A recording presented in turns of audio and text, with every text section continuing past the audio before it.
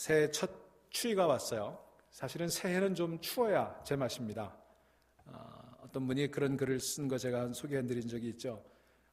새해가 겨울 한복판에 있는 것은 낡은 것들이 추위에 꽁꽁 얼어붙어서 건너오지 못하게 하려는 것이다. 여러분, 이 추위에 낡은 것들이 다 얼어붙고, 그래서 우리가 정말 낡은 사슬을 끊고 새로운 출발을 할 수 있게 되기를 주의 이름으로 간절히 축원합니다. 여러분, 사람이 겉으로 보기에는 굉장히 강한 것 같지만 참 약한 존재예요. 여러분, 사람이 달에 가서 달에 걸어 다니고 그런 걸 보면 참 인간이 대단하다는 생각이 들어요. 수백만, 수천만 개의 정보를 이 조그마한 칩 하나에 담아가지고 다니는 걸 보면요, 여러분 신기하지 않으세요? 인간의 두뇌가 참 신에 가깝다, 그런 생각을 해보게 됩니다. 여러분, 40년 전에 우리 평균 수명이, 남자들 평균 수명이 40세였어요. 그러니까 저는 40년 전으로 치면 벌써 평균 수명을 10년이나 넘긴 거예요. 근데 지금 어떻습니까? 80세가 넘지 않았습니까? 누가 그러더라고요. 요즘은 안 죽어서 문제라고. 안 죽어서 문제라고. 자, 그런 걸 보면 거의 인간의 능력이 하나님의 버금가는 그런 능력이 아닌가 생각될 정도로 그만큼 인간은 대단한 존재예요. 그런가 하면 반면에 인간은 참 나약한 존재이기도 합니다. 주체하지 못하는 슬픔 앞에서 몸부림치는 사람들을 한번 생각해 보십시오. 무서운 고독 앞에서 밤잠을 이루지 못하고 밤을 새우는 사람들을 생각해 보십시오. 그 질병 앞에서 하얗게 질려버리는 우리 사람들을 한번 생각해 보십시오. 피할 수 없는 죽음 앞에서 지푸라기와 같은 존재로 전락해버리는 그런 인간의 모습을 생각해 보면 또 인간은 참 나약한 존재인 것 같아요. 정말 인간이라는 존재는 너무나 가엾을 정도로 나약하다는 사실을 우리가 자주 느끼게 되는 것입니다. 자, 그런 우리 인간에 대해서 하나님께서는 오늘 본문 14절에 버러지 같은 너 야곱아 그랬어요. 여기 개역 개정판에는 버러지 같은 너 야곱아 그랬고요. 우리 전에 읽던 개역 성경에 뭐라고 그랬어요? 지렁이 같은 너 야곱아, 그렇게 표현했습니다. 인간이 얼마나 나약하면 버러지, 지렁이의 표현을 했겠습니까? 여러분, 우리 인간이 참 세상을 다 다스리고 있는 것 같아도 너무 연약한 존재예요. 우리 미국에서는 그런 일들이 별로 없습니다만, 여러분 고국의 뉴스를 들어보면 새해 첫날 동해 바다에 그 떠오르는 해를 바라보며 두 손 모아 소원을 빌겠다고 수십만 명이 그 밤새 운전해 가지고 그 바닷가에 오들오들 떨면서 그 손을 빌고 서 있는 모습들을 한번 상상을 해보세요. 얼마나 연약하고 갸냘픈 모습이에요.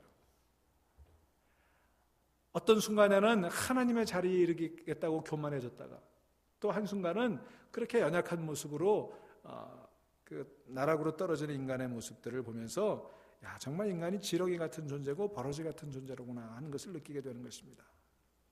자, 그런 나약한 존재들인 저와 여러분이 또 새해를 선물로 받았어요. 우리는 원하든 원하지 않든 이 한 해를 또 살아내야 합니다. 여러분 자신 있으세요? 금년 한 해를 살아낼 자신이 있으세요? 이렇게 나약하고 보잘것없는 우리들이 어떻게 이 한 해를 헤쳐나갈까? 경제적인 어려움은 여전하고 여전히 우리를 올가매고 있는 그런 장벽들은 여전하고 우리 육신은 나날이 쇠약해져 가는데 어떻게 이 한 해를 참 보람있고 의미 있게 버텨낼 수 있을지, 사실은 우리 마음속으로는 새해에 대한 기대만큼이나 새해에 대한 불안이 있는 것이 사실입니다. 금년은 또 버텨낼 수 있는 건지. 그러나 어쨌든 우리는 이러니 저러니 해도 이 한 해를 묵묵히 걸어가야 합니다. 쉽지 않은 일이에요. 이 미지의 길에 한 걸음씩 발을 옮겨 놓아야 합니다. 어떻게 하면 이 한 해를 하나님 앞에 부끄러움 없이 정말 하나님의 은혜 가운데 살아갈 수 있을까? 여러분 이것이 고민되지 않으세요? 자, 이럴 때 우리 예수 믿는 사람들은 뭘 합니까? 이런 고민이 생기고 걱정이 생기면 우리는 어디로 돌아가야 돼요? 성경으로 돌아가야죠. 하나님 말씀으로 돌아가야죠. 여러분 새해가 되면 늘 와닿는 말씀이 있으세요? 이런 불안과 또 초조 가운데 이렇게 한 해를 시작하면서 두려움이 찾아올 때 여러분이 찾고 싶은 하나님 말씀이 있으세요? 어떤 말씀이 생각이 나십니까? 여러분, 저는 오늘 우리가 읽은 이사야서 41장 수없이 많이 읽었고 수없이 많이 암송했고 또 수없이 많이 설교를 들었던 말씀이지만 오늘 이 말씀이 다시 생각이 나는 거예요. 4장 10절 말씀, 우리 한번 큰 소리로 같이 읽어볼까요? 시작. 두려워하지 말라, 내가 너와 함께 함이라. 놀라지 말라, 나는 내 하나님이 됨이라. 내가 너를 굳세게 하리라. 참으로 너를 도와주리라. 참으로 나의 의로운 오른손으로 너를 붙들리라. 아멘. 여러분, 참 엄청난 말씀이에요. 한마디 한마디가 우레소리처럼 우리의 영혼을 흔드는 그런 말씀 아닙니까? 또 새로운 힘이 이 말씀을 읽을 때 우리 안에 솟아나게 되는 거예요. 사랑하는 여러분, 여러분에게도 이 말씀을 통해 하나님의 큰 음성이 들려지는 그런 시간 되기를 간절히 소망합니다. 불안하게 시작하는 금년 한 해, 어떻게 견딜 수 있을까? 어떻게 살아낼 수 있을까? 그런 염려 가운데 시작한 이 한 해가 이 말씀으로 인해서 새롭게 열릴 수 있기를 주 이름으로 간절히 축원합니다. 이 말씀은 원래 이스라엘 백성들을 향해 주신 말씀이에요. 먼저 이 본문의 배경을 잠시 설명을 드려볼까요? 하나님께서 이사야 선지자를 통해서 이스라엘 백성들에게 하시는 말씀이에요. 그 내용은 지금 내용이 아니라 앞으로 100년 후의 이야기예요. 100년쯤 지나면 유대 사람들이 우상 숭배로 인해서 하나님의 심판을 받게 될 것이다. 그것을 지금 예언하고 있는 거예요. 그리고 그 죄값 때문에 바벨론의 포로로 잡혀가서 70년 포로 생활을 하게 될 것이다. 이게 이스라엘 백성들이 피할 수 없는 숙명이라고 지금 말씀해 주고 계시는 거예요. 자, 이사야는 지금 1, 2년이 아니라 100년 앞을 내다보면서 얘기하고 있어요. 하나님께서 계시로 그것을 보여주셨어요. 그리고 그 100년쯤 지나서 그들이 바벨론의 포로로 잡혀가지만 그러나 70년 그 죄값을 치르고 포로 생활을 마치고 나면 고레스라고 하는 왕이 나타나서 그들로 하여금 다시 철통 같은 바벨론을 무찌르고 그리고 새로운 나라를 세우고 그리고 이스라엘 백성들을 본국으로 예루살렘으로 돌아가게 할 것이다. 그런 환상을 지금 보여주신 거예요. 그런 환상을 보여주시면서 오늘 이 말씀을 주시는 거예요. 두려워 말라, 내가 너와 함께함이니라. 놀라지 말라, 나는 내 하나님이 됨이니라. 하나님께서 반드시 함께 하셔서 도와주실 것이므로 그 일은 반드시 성사된다 하는 그 말씀이에요. 참 놀라운 예언 아닙니까? 그러니까 이 일이 일어나기 100년 후에 포로로 잡혀가게 될 것이고 그리고 그보다 70년 후에, 그러니까 150년이 넘는 그 시간에 앞서서 이 얘기를 들려주신 거예요. 여러분, 44장 28절로 잠깐 넘어가 보실까요?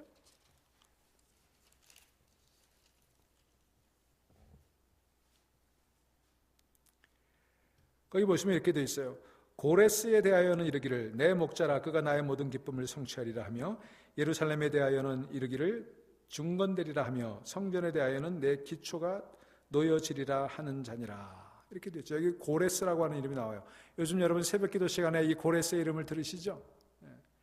이 고레스가 느헤미야서 에스라서에 나오게 되는 것은 이거보다 150년이 훨씬 지난 이후의 이야기예요. 그런데 벌써 이사야가 그 얘기를 하고 있어요.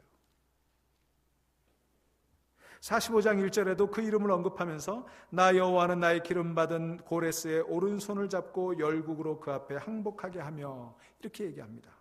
이 고레스 왕은 100여 년이 훨씬 지나서 바사 제국 페르시아의 왕이 되어서 이스라엘을 본국으로 돌려보낸 그런 왕이었어요. 지금 성경이 그 얘기를 예언하고 있는 것입니다.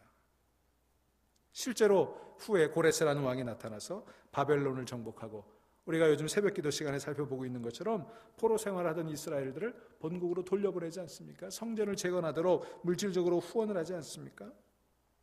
그래서 주전 538년에 가면은 이스라엘 백성 중에 1차로 예루살렘으로 돌아오고 그 이후에 4차례에 걸쳐서 이제 이스라엘로 돌아오는 그런 일들이 벌어지게 되는 거예요. 그것을 하나님께서 미리 보시고 예언해 주고 계시는 것입니다. 그러면서 하나님께서는 이 모든 일이 이루어질 것이다. 그러니 너희는 두려워하지 말아라. 놀라지 말아라. 내가 너희를 붙들어 줄 것이다. 그 예언을 지금 여기 약속의 말씀으로 해주시는 것입니다. 사랑하는 여러분, 이 말씀은 지금부터 2500여 년 전에 이스라엘 백성들을 향해 하신 말씀이지만 그러나 여전히 오늘 우리를 향해 하시는 말씀인 줄로 믿으시기를 바랍니다. 성경은 오늘 나에게 주시는 말씀이에요. 성경의 배경이 어떤 시대가 되든지 어떤 사회가 되든지 그것은 오늘 우리에게 주시는 말씀이에요. 여러분 8절 9절에 보면 하나님께서는 유대 사람들을 일컬어 나의 종 아브라함의 자손 나의 택한 자 이렇게 말씀하시지 않습니까? 여러분 신약 성경에 가면 뭐라고 그래요? 우리를 일컬어서 믿음의 조상 아브라함의 자손 또 예수 그리스도의 종이다 이렇게 불러요. 또 우리를 만세 전부터 택하셨다 그랬어요. 그러니까 구약에 있는 유대 나라에게 향해서 하신 말씀이나 오늘 우리에게 향해서 하시는 말씀이 다 같은 말씀이에요. 여러분 성경을 읽을 때마다 내게 주시는 말씀으로 들으시기를 주 이름으로 축원합니다. 그러지 않으면 성경은 살아있는 말씀이 아니에요. 자, 뿐만 아니라 오늘 지금 바벨론에 대한 예언을 하고 있죠. 근데 여러분 오늘 우리가 살고 있는 시대가 바로 바벨론 시대예요. 요한계시록에 보면 이 세상을 일컬어서 바벨론이다 그렇게 이야기합니다. 자, 지금 이사야서는 얼마 안 있으면 망할 바벨론을 얘기하고 있고 오늘 우리도 얼마 안 있으면 망하게 될 바벨론 시대에 살고 있습니다. 유대 나라는 실제 바벨론이라고 하는 국가에서 포로 생활을 했지만 오늘 우리는 없어질 영적인 바벨론의 몰을 담그고 고생하며 포로처럼 살아가고 있어요. 오늘 우리는 물질 문명의 포로가 되어 살아가고 있고 우리는 쾌락의 포로가 되어 살아가고 있고 우리는 죄악의 포로가 되어 살아가고 있지 않습니까? 그리고 오늘 본문에 보면은 여호와 하나님은 유대 백성들을 향해 내가 너와 함께 하신다 약속을 했는데 신약 시대에 우리 위에 이 세상에 오신 예수 그리스도께서 똑같은 약속을 해주셨어요. 마태복음 28장 20절 볼지어다 내가 세상 끝날까지 너희와 항상 함께 있으리라 그랬어요. 세상 끝날까지. 그러므로 오늘 이 말씀을 나의 말씀으로 나를 위해 주시는 하나님의 음성으로 들을 수 있기를 주 이름으로 축원합니다. 근데 문제는 우리가 이런 말씀을 읽으면서도 왜 이 말씀의 능력이 내 삶 가운데 나타나지 않느냐 하는 거예요. 여러분 이 말씀의 능력을 얼마나 체험하며 살아가고 계십니까? 하늘과 땅을 창조하신 하나님께서 나를 도와주시고 나와 함께 해주시고 나를 붙들어 주신다고 했는데 정말 하나님이 나와 함께 하시는 사건들이 우리 속에 일어난다면 누가 나를 꺾을 수 있겠습니까? 누가 나를 무시할 수 있겠습니까? 내가 무엇을 두려워할 필요가 있겠습니까?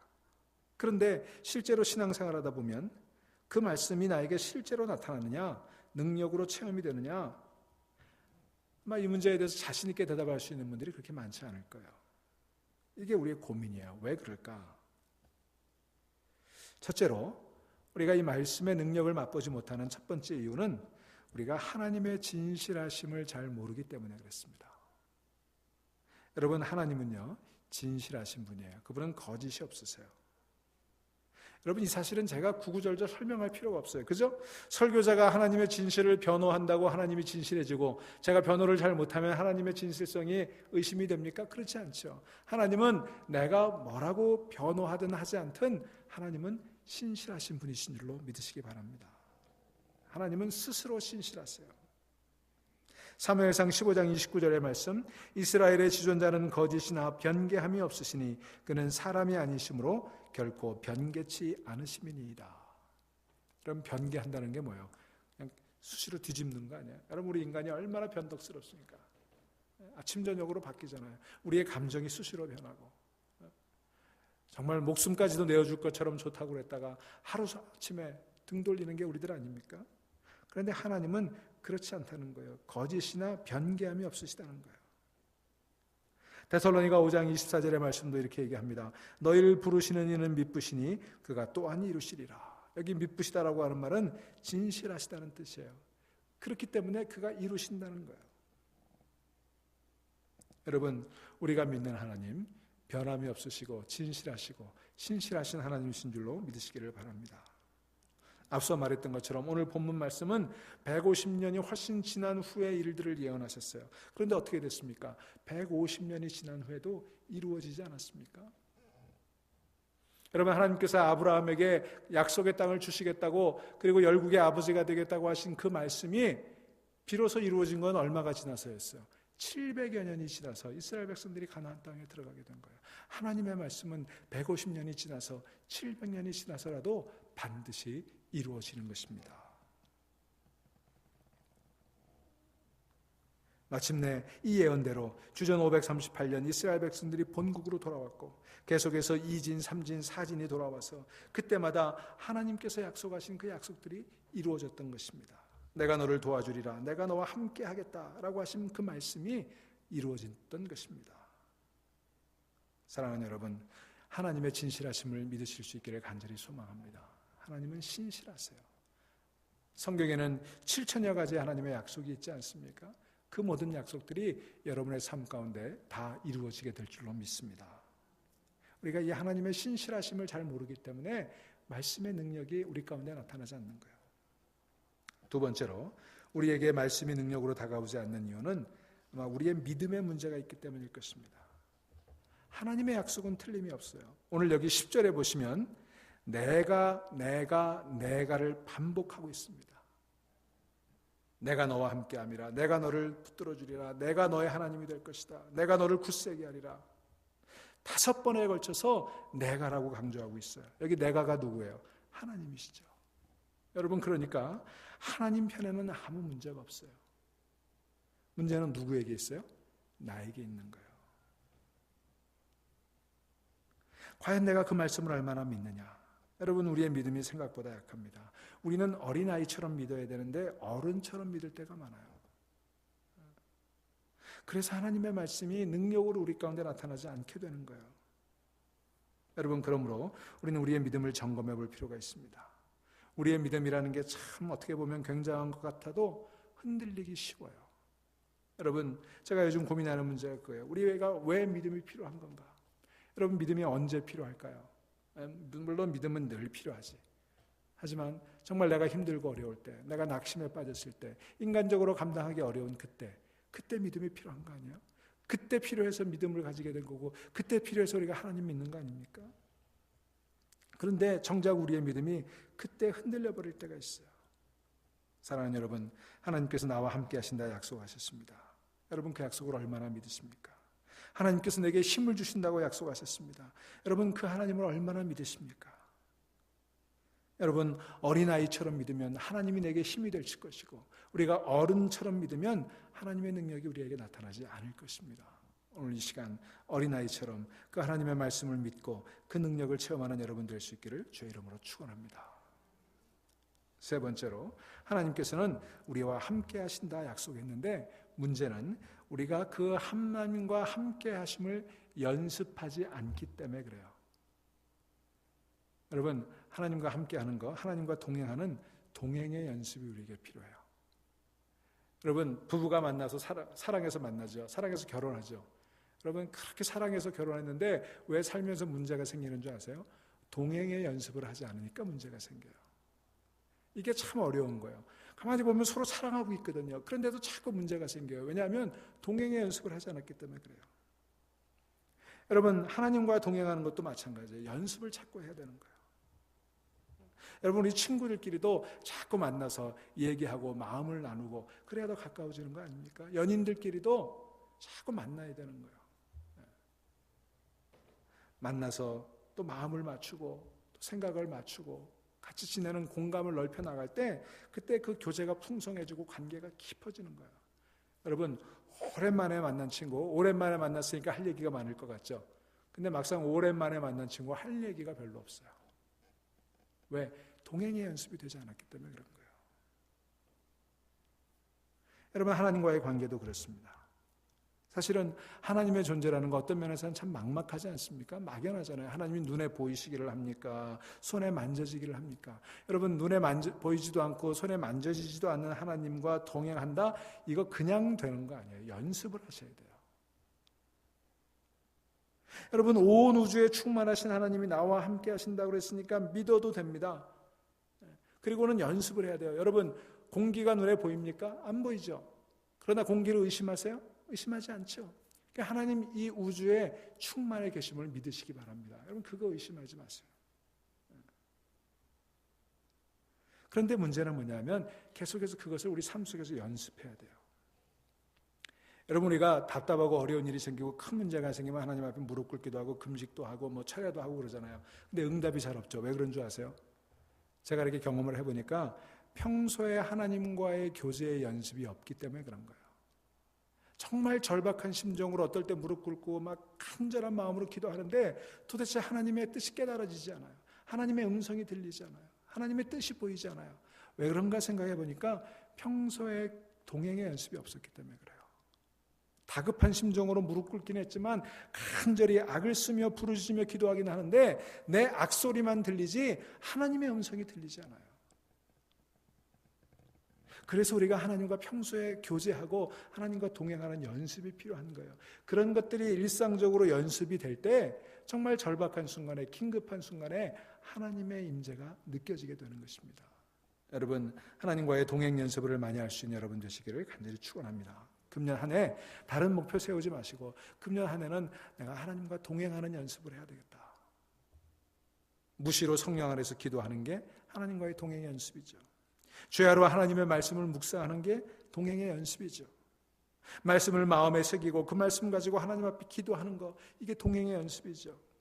내가 길을 가거나 일할 때나 또는 가만히 혼자 앉아 있을 때 자주 하나님의 말씀을 묵상하는 것, 이게 동행하는 연습이 되는 거예요.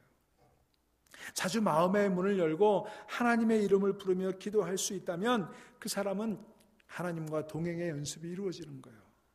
그 하나님과의 동행의 연습이 이루어질 때 그때 하나님의 뜻이 깨달아지고 하나님의 임재가 느껴지고 그리고 하나님의 능력이 내 삶 가운데 나타나게 되는 것입니다. 여러분 얼마나 하루 가운데 하나님과 동행하는 연습을 하고 계십니까? 24시간 전체를 놓고 볼 때 얼마나 많은 시간 동안 하나님과 동행하고 계세요? 형식적으로 기도하는 시간, 형식적으로 성경 한 장 보는 시간, 그런 것 말고 정말 마음속 깊숙한 곳까지 하나님과 교제할 수 있는, 교통할 수 있는 그런 동행의 연습이 필요할 것입니다. 여러분, 그래서 연습이 참 중요한 거예요. 금년 한 해 여러분 정말 하나님과 동행하는 연습, 하나님과의 깊은 임재를 체험할 수 있는 그런 연습이 이루어지는 한 해 되기를 주의 이름으로 축원합니다. 천재 피아니스트였던 안톤 루빈스타인이 이런 유명한 말을 했죠. 연습을 하루 안 하면 내가 알고, 이틀 안 하면 비평가가 알고, 사흘을 안 하면 청중이 안다. 여러분, 이 루빈스타인 같은 천재 피아니스트에게 무슨 연습이 그렇게 필요할까요? 그런데도 하루만 연습하지 않으면 누구보다도 자기가 먼저 안다는 거예요. 그것도 게을러서 이틀 연습하지 않으면 벌써 비평가들이 냄새를 맡는다는 거예요. 사흘을 연하여 연습하지 않으면 아무리 기교를 다해서 연주를 해도 청중들이 외면하게 된다는 것입니다. 여러분, 연습이라는 것이 이렇듯 중요합니다. 영적인 경건의 연습도 마찬가지일 것입니다. 하나님께서 나와 함께 하시고 내 곁에서 함께 걸어가신다고 해도 우리가 동행하는 연습을 하지 않으면 천재 피아니스트에게 재능도 있고 그동안 쌓아온 명성도 있지만 매일매일 동행의 연습을 하지 않으면 그가 아는 것처럼, 비평가들이 아는 것처럼 오늘 우리가 하나님의 성령을 체험했다고 하더라도 매일매일의 삶 속에 하나님과의 동행을 연습하지 않으면 여러분, 하나님의 말씀이 내 안에서 능력으로 나타나지 않게 될 것입니다. 어떤 부부가 결혼 25주년을 맞이해가지고 이제 여행을 가게 되었어요. 식사를 하고 차를 타고 쭉 가는데 대화를 나눕니다. 남편이 운전대에 앉아서 운전을 해요.